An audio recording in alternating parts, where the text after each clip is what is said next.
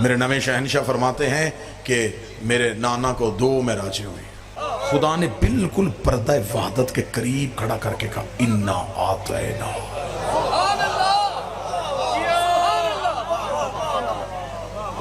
تحقیق ہم تمہیں کوثر عطا کرنے والے ہیں۔ معصوم نے فرمایا کہ نزل القرآنین جدنا، میرے نانا پہ دو قرآن نازل ہوئے تھے۔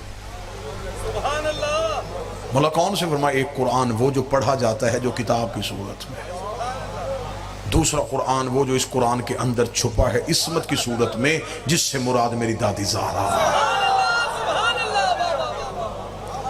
فرمایا پہلا قرآن بالکل عرفانی باتیں، بالکل داد سے بے نیاز باتیں۔ فرمایا پہلا قرآن جبریل کے ذریعے سے آیا، میری جدہ سیدہ وہ قرآن ہے جس میں خدا نے جبریل کو بھی نہیں رکھا، یہ خود رسول کو عطا کیا۔ سائل نے کہا مولا جب پہلا قرآن جبریل کے ہاتھ آ گیا تھا تو یہ قرآن جبریل کے ہاتھ کہاں ہے؟ سطر پڑھوں تو دل کرتا ہے یا اڑ جاؤں، یا پھر کوئی ایسی چیز ہو کہ صرف تم کانوں سے سنو اور تمہارے دل میں رکھوں۔ مولا یہ قرآن جبریل کے ہاتھوں میں کیوں نہیں آیا؟ فرمایا جبریل کے ہاتھ میں اتنی طہارت کہاں ہے؟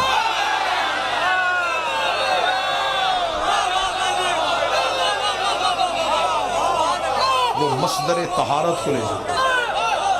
خدا نے کہا عرش پہ آ، مجھے درمیان میں جبریل وسیلہ نہیں چاہیے، درمیان میں جبریل وسیلہ نہیں چاہیے، جسے پتا ہے کہ آج یکم ذی الحج ہو چکی ہے اور آج کی رات کی نسبت کیا ہے۔ اتنی محنت کر کے اتنے عرفانیات کے دروازے پہ سجدے کروانے کے بعد اب جس دروازے پہ لے کے آنے لگا ہوں، فرمایا خدا نے بغیر جبریل کے وسیلے سے میری جدہ والا قرآن میرے نانا رسول کے ہاتھوں پہ رکھا، اور رکھنے کے بعد کہا میرا محمد یاد رکھنا تمہارے پاس یہ نور میری امانت ہے، تمہارے پاس یہ قرآن میری امانت ہے۔ امانت کا لفظ آنا تھا، میرے جد محمد نے کہا میرے مالک امانتیں تو واپس کرنی پڑتی ہیں، اس امانت کو واپس کب کرنے آؤ؟ فرمایا واپس نہ کرنے آنا، تو کائنات پہ رہنا، پوری کائنات پہ نگاہ دوڑانا، جہاں میرے ہاتھ نظر آ جائیں، جہاں میرے ہاتھ نظر آ جائیں، جہاں میرے ہاتھ نظر آ جائیں، جہاں میرے ہاتھ نظر آ جائیں۔ چچا کا بیٹا سمجھ کر رشتہ نہیں دیا، اللہ کا ہاتھ سمجھ۔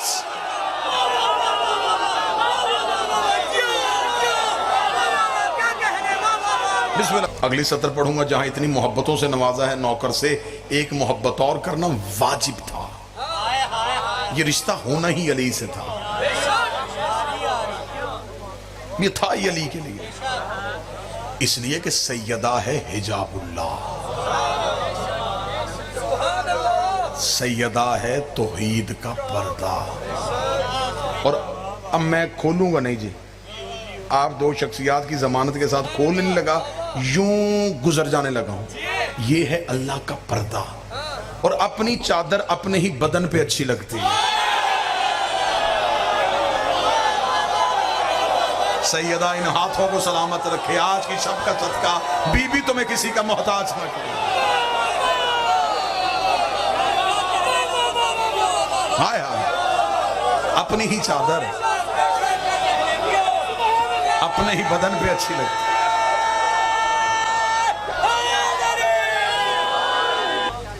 پھر میرا محمد سواری میں بھیجتا ہوں، سفر دور کا ہے، تھوڑی دیر عرش پہ آ۔ بات جبریل تک بھی نہیں پہنچنے دینی، بات کہیں عرش کے کونے پہ مل کے مشورہ کرتے ہیں۔ پھر ایسے نہ کر لیں ایک گھر سے بیٹا لے لیں، ایک گھر سے بیٹی لے لیں،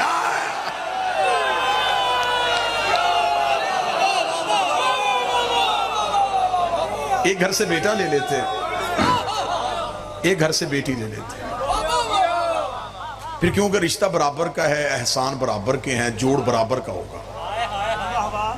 بیٹی لے لیتے ہیں تیرے گھر سے، بیٹا لے لیتے ہیں میرے گھر سے۔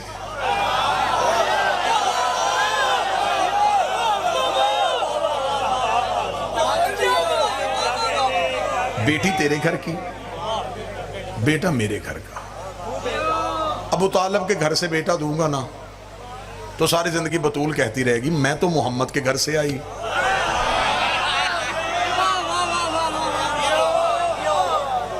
آپ آئے ہیں ابو طالب کے گھر سے، نہیں برابری کرتے ہیں۔ اگر بیٹی تیرے گھر سے آئے گی پھر بیٹا میرے گھر سے، ایسے کر لیتے ہیں کہ تیری بیٹی کو عصمت دے دیتے ہیں، ابو طالب کے بیٹے کو ہم اپنا نفس دے دیتے ہیں۔